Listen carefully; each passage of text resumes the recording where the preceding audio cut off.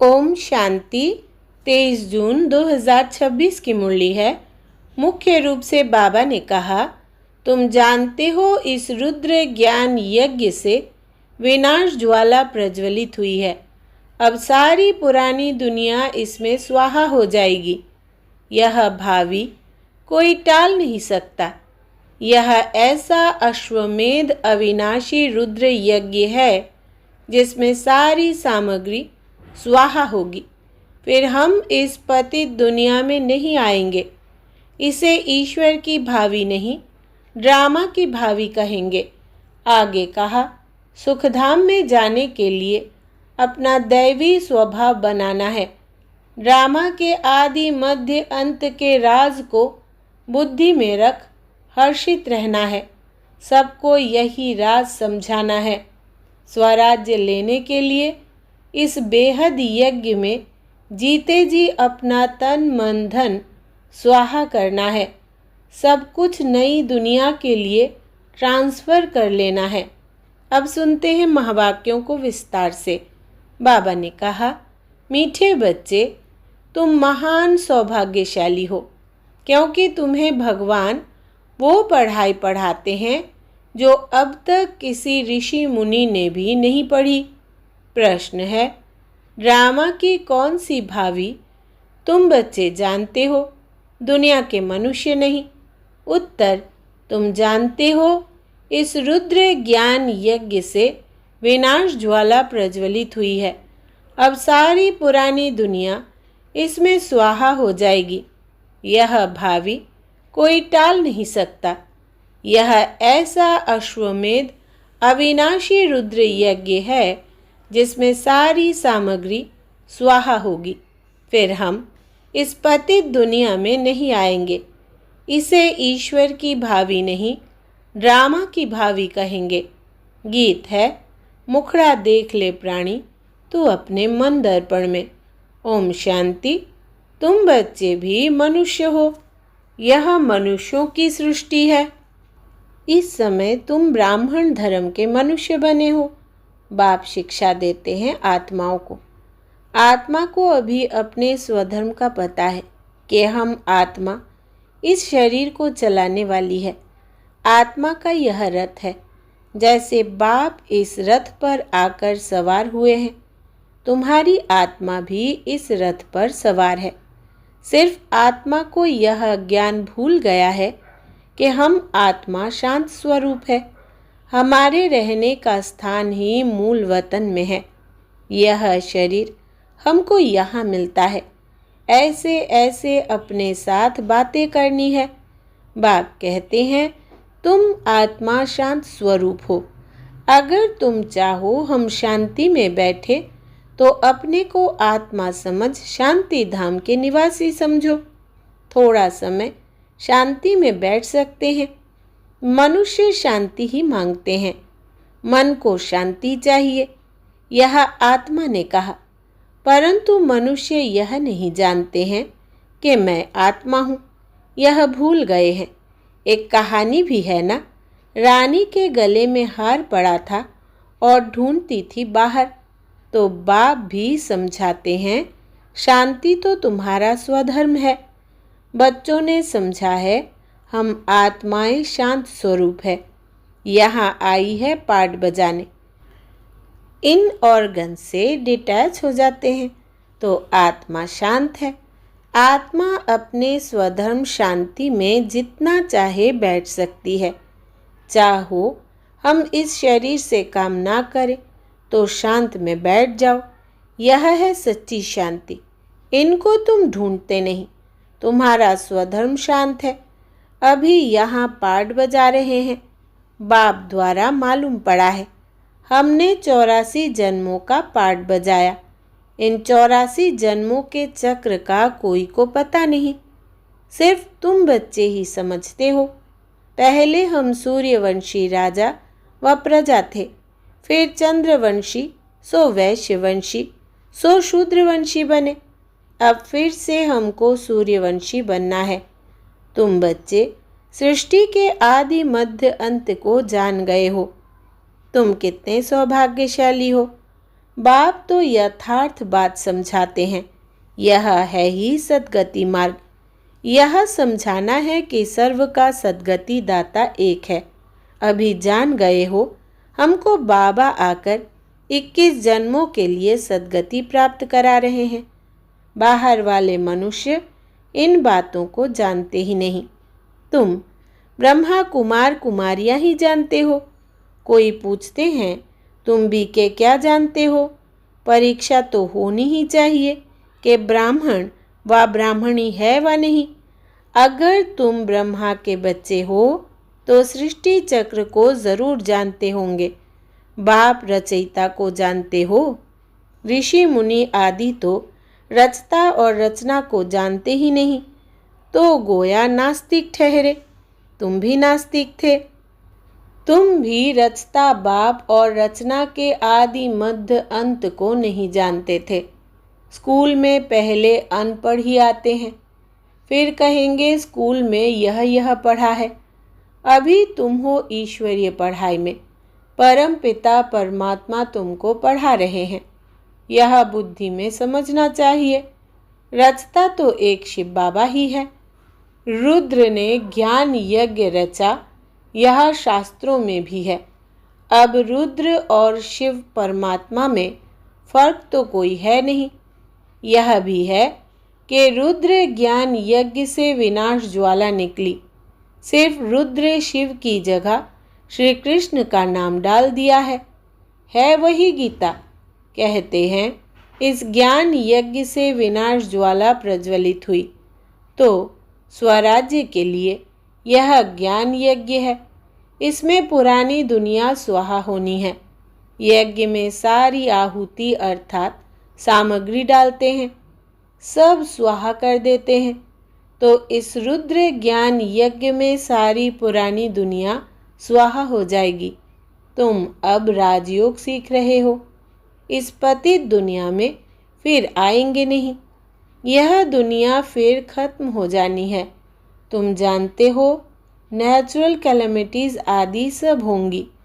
यह सारी नॉलेज तुम्हारी बुद्धि में बैठना चाहिए। शिव बाबा कहते हैं मेरी बुद्धि में ही सारा ज्ञान है। बाप सत्य है, चैतन्य है, ज्ञान का सागर है। सृष्टि के आदि मध्य अंत को जानते हैं। ऋषि मुनि तो कहते हैं हम रचता और रचना को नहीं जानते। तुमसे कोई पूछेंगे तुमको क्या मिलता है? बोलो जिसको बड़े बड़े ऋषि मुनि आदि कहते थे कि हम रचता और रचना के आदि मध्य अंत को नहीं जानते हैं, सो हम जानते हैं।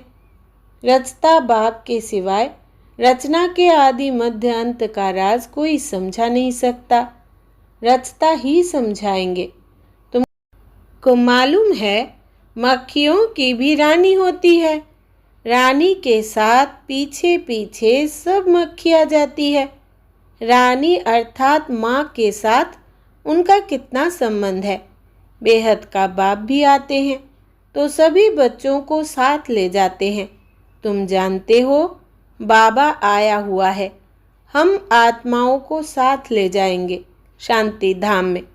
फिर से हमारा सतयुग का पाठ शुरू होगा, जिस पाठ बजाने के लिए तुम यह देवी देवता पद पा रहे हो। यहाँ तुम आते ही हो मनुष्य से देवता पद पाने। सब गुण यहाँ धारण करने हैं। इन लक्ष्मी नारायण जैसा बनना है। इनको दिव्य दृष्टि के सिवाय कोई देख न सके। अभी तुम जानते हो हम सूर्यवंशी देवता बनेंगे। तुम्हारी बुद्धि में है कि स्वर्ग की राजधानी कैसे स्थापन होती है। सतयुग में था ही देवताओं का राज्य, परंतु देवताओं के राज्य में भी फिर राक्षस आदि दिखाए हैं। यह कोई जानते ही नहीं। भारत कितना पवित्र था। महिमा भी गाते हैं सर्वगुण संपन्न। उन्हों के आगे माथा भी टेकते हैं। मंदिर भी बहुत बने हुए हैं, परंतु यह पता नहीं कि आदि सनातन देवी देवता धर्म सतयुग का कब और कैसे स्थापन हुआ। भारत जो इतना ऊंच था वो नीच कैसे बना, यह किसको भी पता नहीं है। कहते हैं यह भावी बनी बनाई है। किसकी भावी है वो भी नहीं समझते। ड्रामा की भावी समझे तो समझ में आए। ड्रामा का रचयिता, क्रिएटर, डायरेक्टर कौन है? सिर्फ कह देते ईश्वर की भावी। ड्रामा कहने से ड्रामा के आदि मध्य अंत को जानना चाहिए।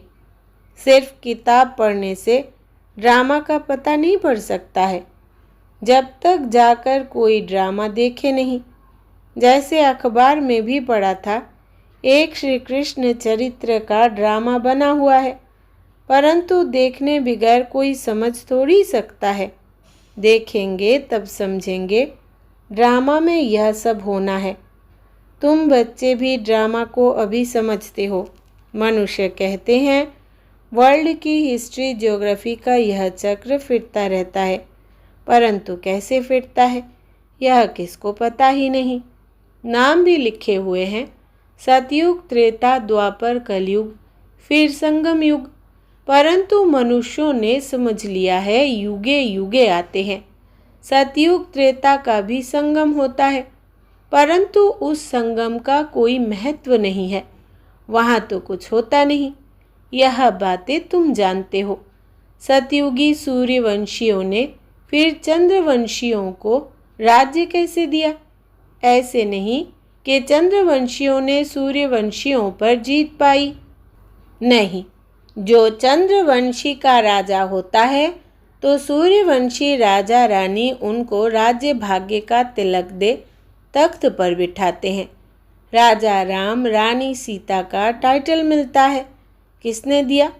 कहेंगे सूर्यवंशियों ने ट्रांसफ़र किया। अब तुम राज्य करो। जो सीन तुम बच्चों ने साक्षात्कार में देखी है, बाकी कोई लड़ाई आदि नहीं लगती है। जैसे किसको राजाई दी जाती है वैसे देते हैं। उन्हों के पैर आदि धोकर उनको राज्य तिलक देते हैं। वहाँ कोई गुरु गोसाई तो होते नहीं है। अब तुम बच्चों की बुद्धि में है, हम दैवी स्वभाव वाले बनते हैं। सूर्यवंशी, चंद्रवंशी राज्य में हम कितने सुखी होंगे। बाबा हमको दुख से निकाल सुख में ले जाते हैं और कोई सुखी बना न सके। साधु लोग सुख भी चाहते हैं, हम शांति धाम में जाए। बाप कहते हैं मैं इन साधुओं आदि का भी उद्धार कर सबको शांति धाम में ले जाता हूँ। सन्यासी तो आते ही द्वापर में है।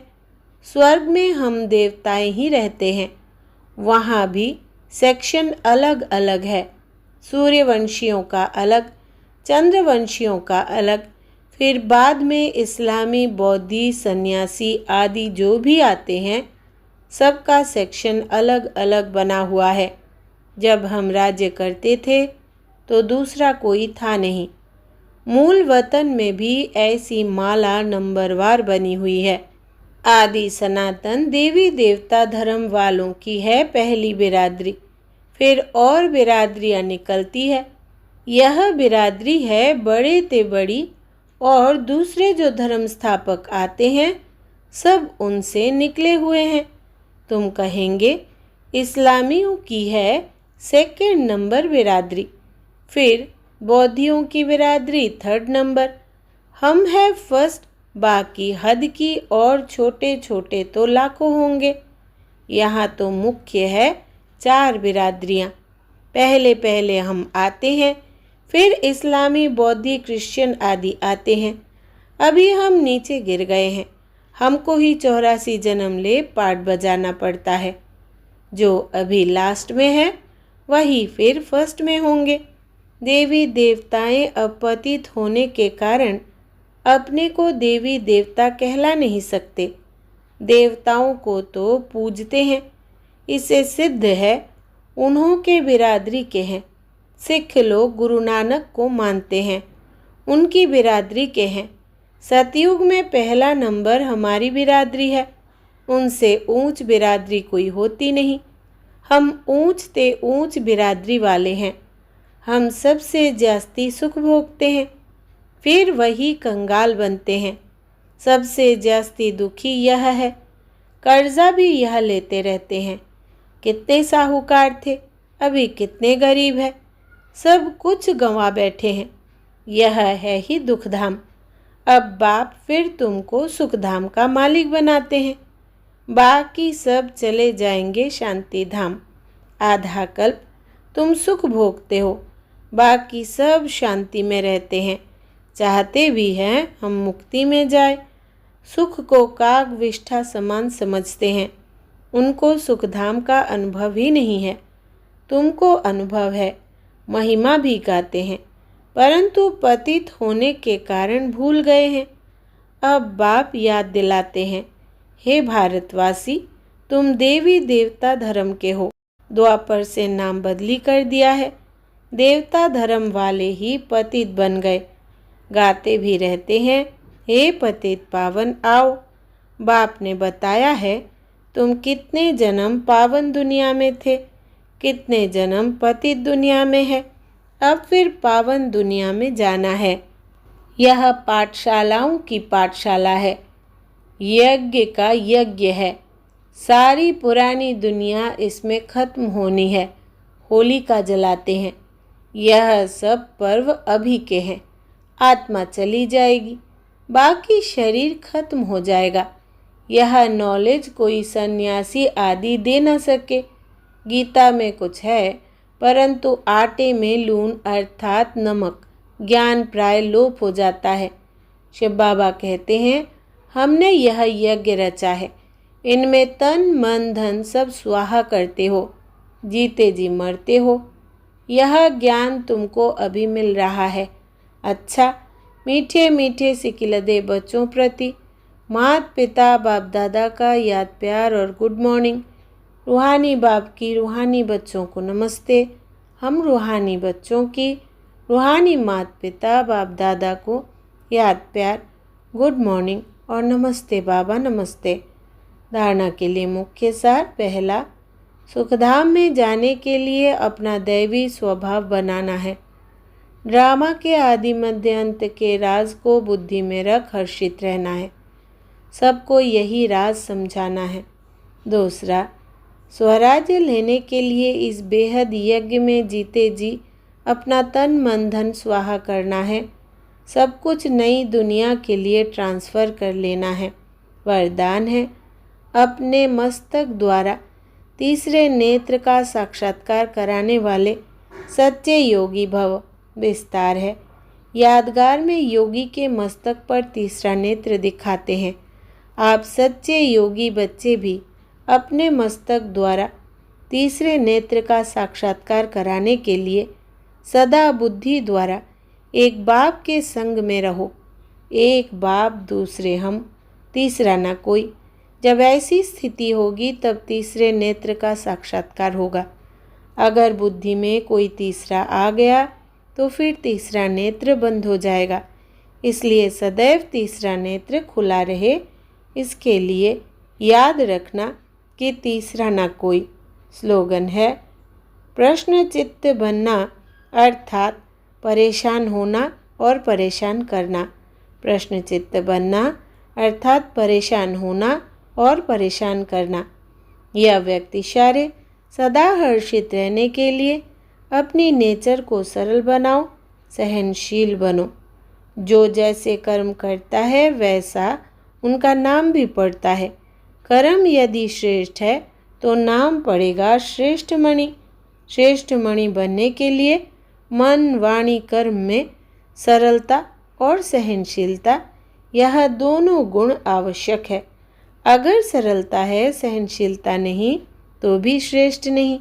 इसलिए सरलता और सहनशीलता दोनों साथ साथ चाहिए। अच्छा, ओम शांति।